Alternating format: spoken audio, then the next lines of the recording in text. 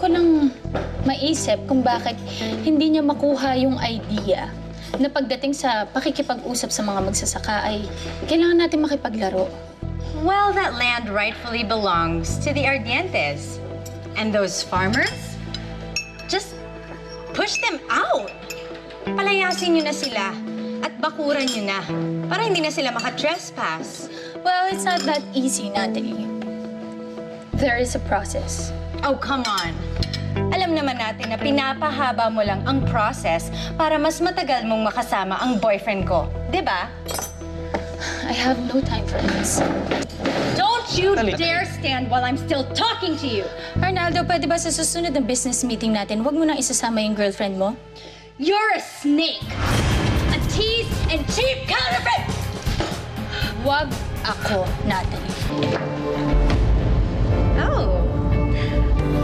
Sorry. I stepped on your long, tacky, metallic gown. Ano to? Are you gonna sweep the floor? You're so thoughtful.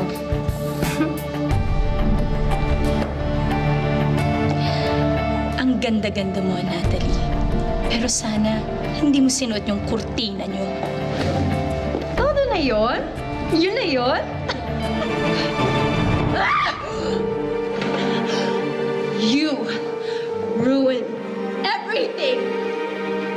Inakit mo si Arnaldo para sirain yung pamilya namin. You ruined everything!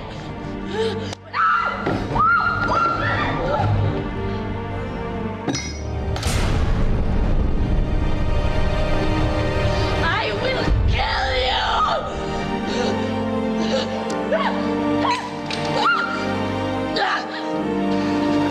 Hindi isang kagaya ko ang mananakit sa akin. Sabi ko sa'yo, huwag ako.